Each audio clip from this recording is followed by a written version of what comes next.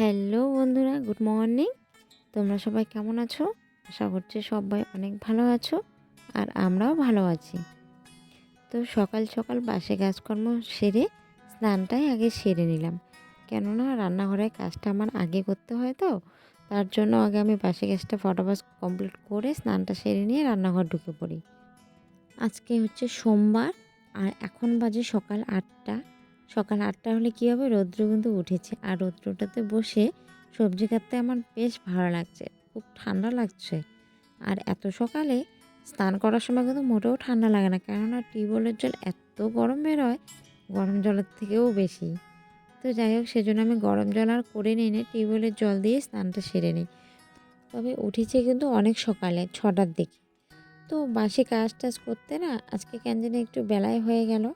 আর স্নানটা আমার 7:30টার দিকে করতে গেছিলাম। আমার এই ছোট্ট পরিবারে তোমাদের সবাইকে অনেক অনেক স্বাগত।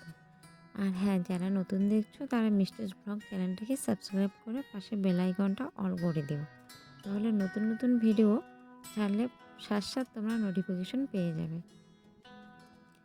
তো আজকে না শ্যাম্পু করেছি মাথাটা ভেজা আর প্রচণ্ড ঠান্ডা লাগছে, তার জন্য রোদ্রুতে বসে সবজি কাটছি। আর টুকি করে তো সমানে কাজ চলছে। তো ওদিকে রান্নাবান্নাটা কমপ্লিট করেই নিলাম, রান্নাবান্নাটা কমপ্লিট করে তারপরে এলাম ঘর দুয়ার গুছাতে। দেখো ঘরটার আমার কি অবস্থা হয়ে আছে। আমার বর ঘুম থেকে লেট করে উঠেছিল, তো উঠে ও তো ফ্রেশ হয়ে খাওয়া দাওয়া করে চলে গেল কাজে। আর হ্যাঁ, কালকে রাত্রে না অনেক লেট হয়েছিল ঘুমাতে, কেননা মেলাতে গেছিলাম কালকে, ডুয়ার্স মেলাতে।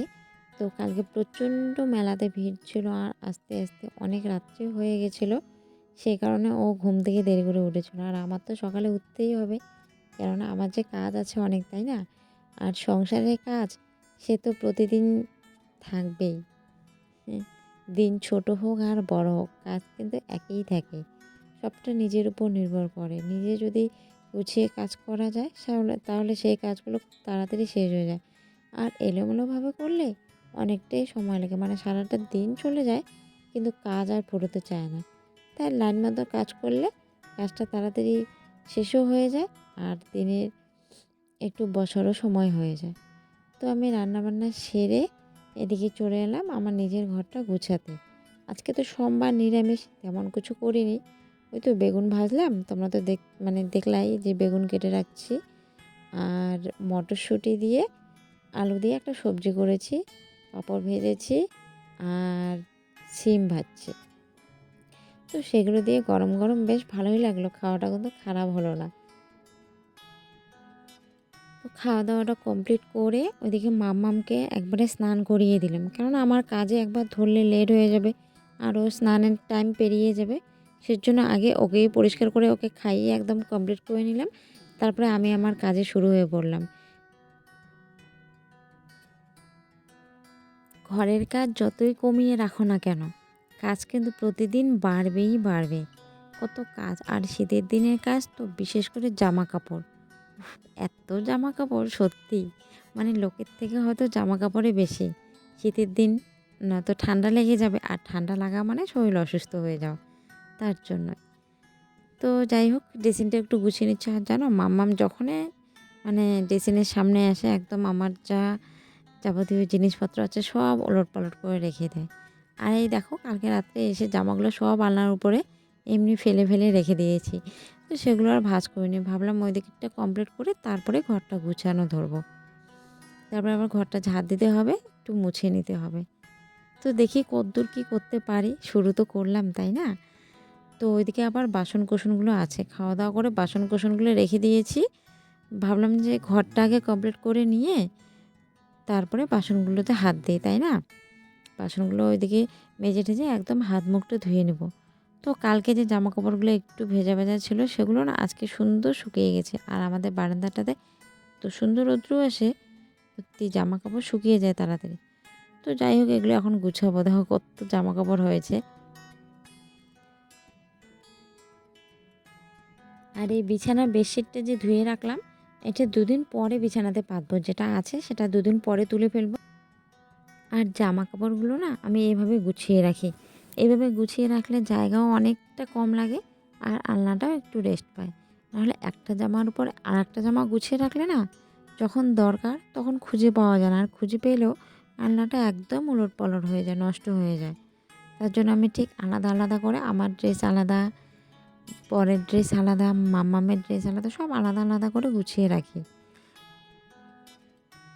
তারপরে চলে এলাম মায়ের রুমে।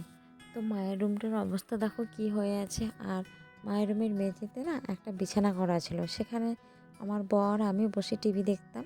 কেননা টিভিটা তো মায়ের রুমে রেখেছি। আর মামাম আর মা বিছানাতে শুয়ে দেখতো। শীতের দিন একটা বিছানায় তো সবাই মিলে জায়গা হবে না, সেই জন্য নিচে বিছানাটা করানো হয়েছে।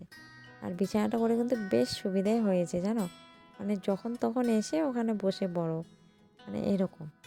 তো আজকে সেটা তুলে একটু শুকোতে দেওয়া হলো, যেহেতু আজকে একটু রৌদ্র উঠেছিল। আর তারপরে আমি ঘরটা ঝাড় দিয়ে বের করলাম, দেখো কত নোংরা। শুধু অবশ্য ওই ঘরের নোংরা না, সাথে রান্নাঘরেরও আছে।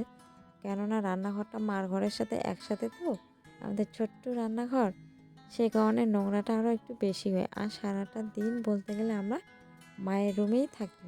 কী করব, বর তো চলে যায় কাজে, আর মেয়ে, মা আর আমি। তো তিনটা লোক যদি আলাদা আলাদা থাকি তাহলে তিনজনেরই ভালো লাগবে না, আর একসাথে থাকলে তিনজনেরই ভালো লাগবে। অনেক ধরনের গল্প, মানে সময়টা কোন দিকে চলে যায়। আর আমার তো টুকটুক কাজ আছে, টুকটুক করে আমি সারাদিন কাজ করতে থাকি, আর ওদেরকেও একটু একটু করে সময় দিই।